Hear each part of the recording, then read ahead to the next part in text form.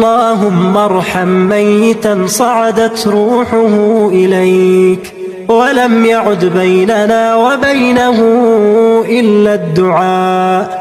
اللهم ارحمه واغفر له وانظر إليه بعين لطفك وكرمك يا أرحم الراحمين.